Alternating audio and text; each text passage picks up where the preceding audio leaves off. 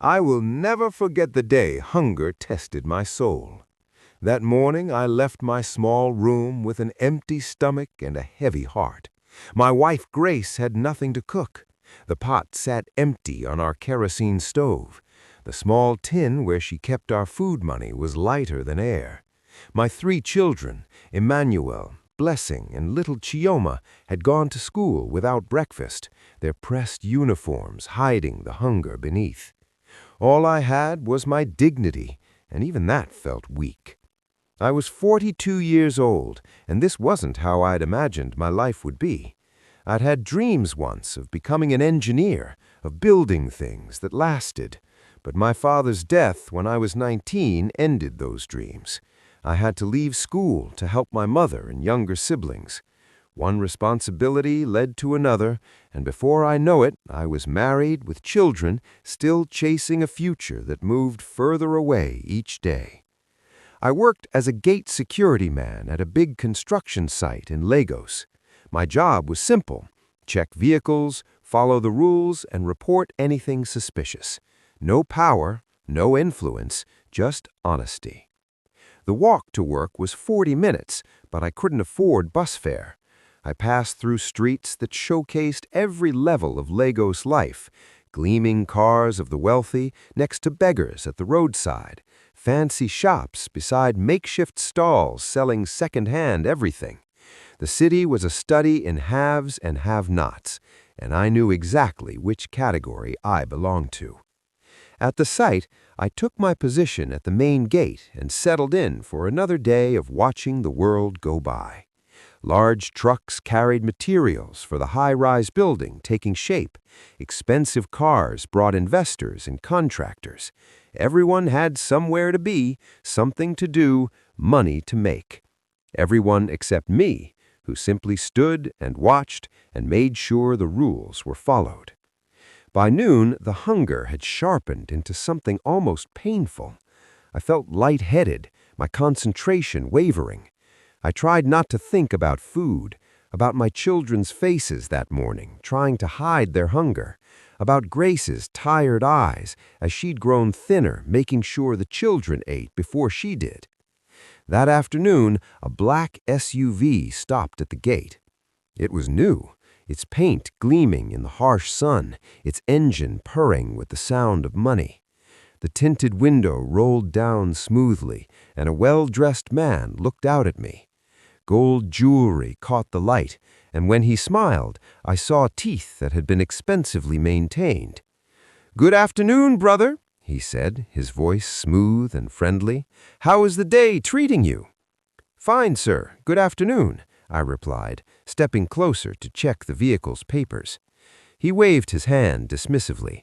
"No need for all that formality, my friend. We're both just trying to make a living, eh?" He glanced at a truck behind him. "Look, I have a small problem. That truck needs to come in and drop something quickly. But you know how these things are. Too much paperwork, too many questions." I looked at the truck. It had no company markings, no visible documentation. My instincts prickled with warning. "Sir, I need to see the proper authorization." Of course," he interrupted smoothly. Then he reached out, slipping something into my hand. When I looked down, my breath caught. It was more money than I earned in 2 months, maybe 3. My hand started shaking. The world seemed to slow down. In that moment, holding that money, my mind raced through possibilities. I saw my children's faces that morning, trying to hide their hunger. I saw Grace's tired eyes as she'd grown thinner, making sure the children ate before she did. I saw the rent I owed, the school fees that were overdue, the medical checkup Chioma needed but we couldn't afford. I saw relief, I saw solution, I saw survival. All I had to do was look the other way, just once. Who would know? Who would care? Everyone did it. My hand closed around the money, feeling its weight, its promise. "Brother," the man said, softly, persuasively, "sometimes life gives us opportunities. Smart men take them. You understand, don't you? A man must feed his family." Something in those words cut through my hunger-addled thoughts. How did this man know I had a family to feed? How did he know I was struggling? I looked up sharply. "Sir, what is inside that truck?" The man's smile didn't waver, but his eyes went cold. "That's not your concern, brother. Your concern is the money in your hand. If it's legitimate, you should have no problem showing me the proper documentation. Are you really going to be difficult about this?" His voice hardened. "Do you know what hunger feels like? What it's like to watch your children suffer? I'm offering you a way out." And suddenly, with perfect clarity, I understood. This wasn't just about letting one truck through. This was about who I would become.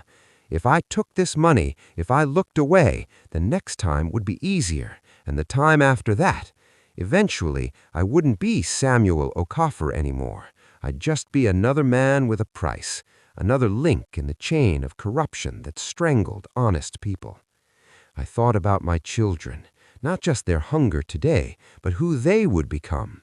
What would I tell them when they asked why some people have plenty and others have nothing?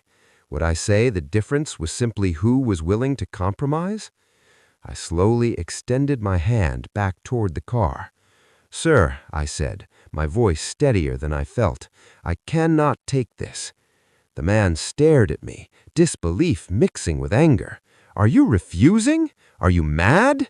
"Yes, sir, but I also know what guilt feels like. I may not be able to give my children everything, but I can give them a father with honor." The man laughed, a harsh sound. "Honor doesn't pay school fees. Honor doesn't fill empty bellies. You're a fool." "Perhaps," I agreed, "but I'm a fool who can sleep at night." He snatched the money back, his face twisted with contempt. "You'll regret this." The SUV roared away, the unmarked truck following close behind. I stood at my post, watching them leave.